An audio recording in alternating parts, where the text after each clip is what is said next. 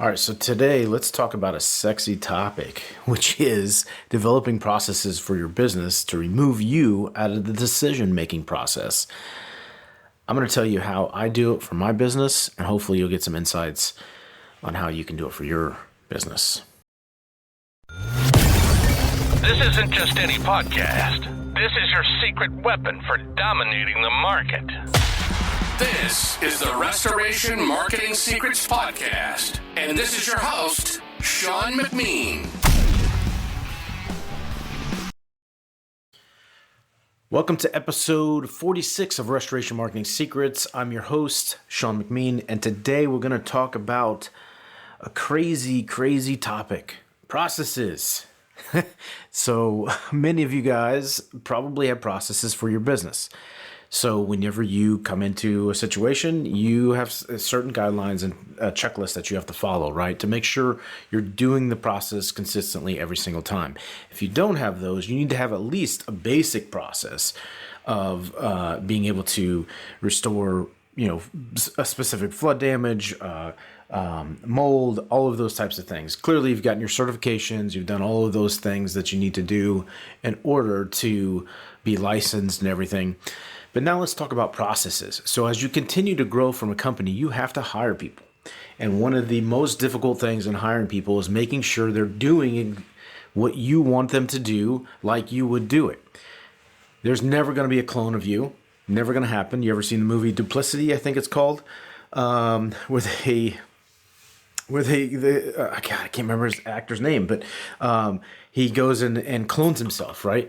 And the first clone of him is pretty amazing, but then the clone of himself clones another person, and not so good results, right? So you get varying degrees of success. It's the same thing you did when you were in school, where you whisper something to somebody, and they whisper to the next person, and 10 people down the line, we're totally off the tracks here, right? How do you overcome that? It's a very difficult thing and time-consuming thing to make sure you have processes in place, but it is worth the time. It is 100% worth the time. If you don't have these processes in place, how can you expect your team to be successful? Whether you're in digital marketing like myself, or whether you're running a McDonald's, or whether you're doing water damage restoration, you have to be able to have processes in place. Now, if you're doing it yourself, here's the thing, is you want to be consistent too. And you want to be leveling up that process each time. So you need to have a starting point, whether it's a 10-point checklist or whether it's a 20-point checklist.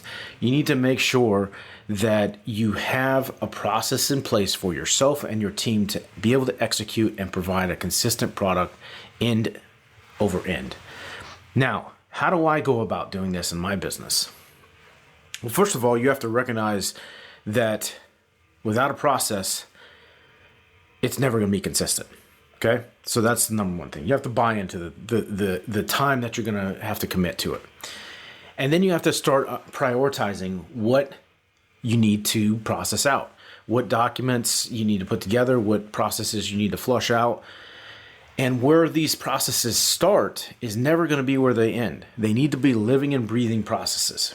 Now, the simplest way to start is brainstorm. Okay, what do we do consistently? Time and time again. If you're doing it more than once or twice, you need to have a process for it.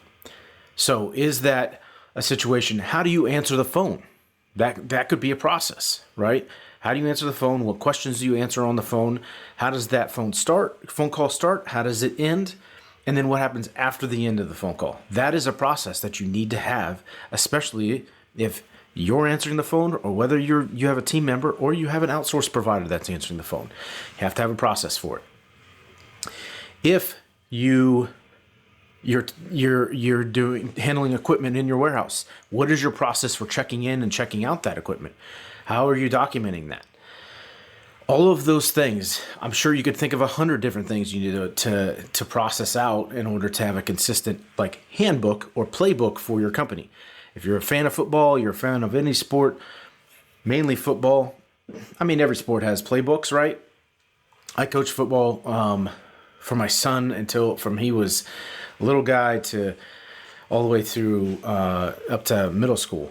And so I also coached baseball. And so you need to have a playbook for your team to follow and for you to follow. And you can't do it all overnight. So you have to prioritize. So whatever that 1, 2, 3 things that you feel like you're doing consistently, you want to make sure is done a certain way, that's where I would start. And you can do as simple as pulling out a pen and piece of paper. You can pull out a pen and piece of paper and say, playbook for answering the phones. Okay, here's what we're going to do. You're going to obviously have a greeting. You're going to have, you're going to ask specific questions. You're going to dig deep on questions. You're going to get the address, the phone number, the contact details. How did you contact us? All of those things, right? And you could put it all on paper. You could put it on a whiteboard. What I do is I use a visual. I'm a very visual person, and most of us humans are very visual people. And so whether it's a piece of paper or a whiteboard, or it's a software that helps you do this, I use a software called Mural, mural.co. And what it does is it allows you to make boxes for certain things. So for instance, we just processed out how we build a new website. We just revamped that whole process. And so we know that within the first 2 days, we're doing research on the keywords, on the services, on the location, the competitors, and the URL structure that needs to be in place for that. And then from then, we're creating content briefs for a specific page. What's a content brief? A content brief is a document that details what the content should be written about a specific page, whether it's water damage, mold, roofing, whatever it may be. And so my team has a process. It says research, SEO team. They're doing the research. It takes 4 to 5 hours.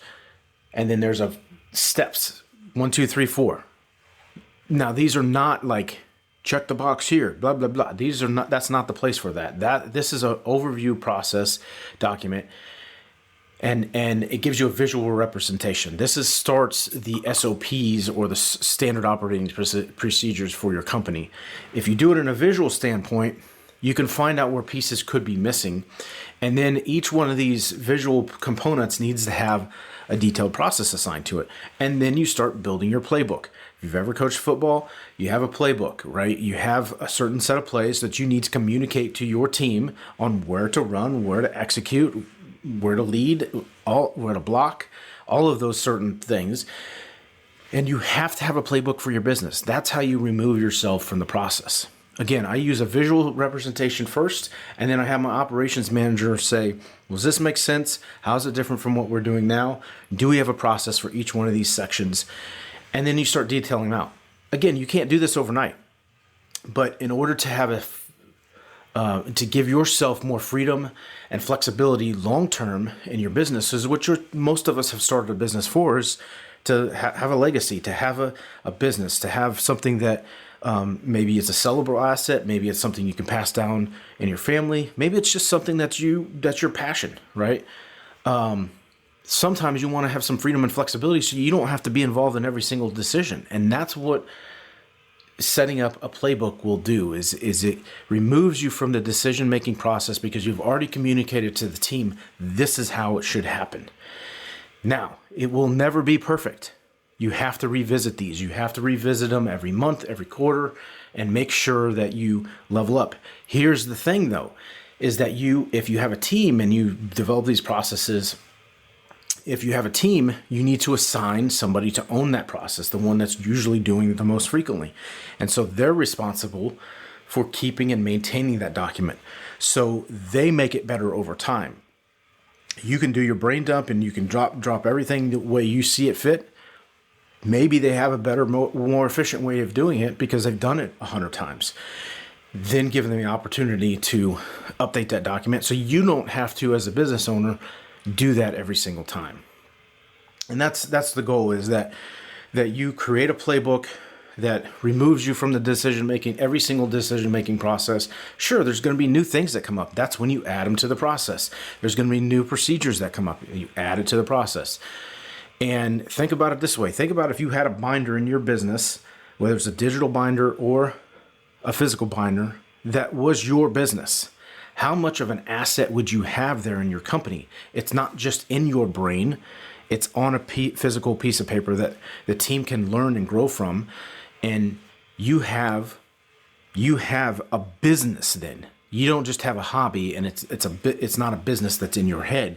You actually have a playbook to run your business. And so I would challenge each of you to start with one area of the business that you feel like is the top priority, number one priority. As simple as answering the phone. That could be a process, and detailing that process out, especially if you're not answering the phone, or if you find issues where things aren't getting documented or questions aren't getting asked at the beginning to vet that out. Find processes in your business that need to be documented so that there's a consistent approach of doing it, and you're going to have much more success into the future. So hopefully this was helpful. If you need any additional tips, you can always reach out to us at restorationmarketing.com. Until next time, this is Sean McMeen. Talk to you guys soon. You've been listening to the Restoration Marketing Secrets Podcast. Sean's not here to just talk the talk. He's walked the walk. With a track record of helping over 70 damage restoration companies and engaging in over 500 conversations with industry owners, he's seen it all. From digital marketing triumphs to the most ingenious growth hacks, he's got the keys to the kingdom, and he's sharing them with you. We hope you've enjoyed the show. If you did, make sure to like, rate, and review. We'll be back soon. But in the meantime, for more, hit the website at restorationmarketing.com. See you next time on the Restoration Marketing Secrets Podcast.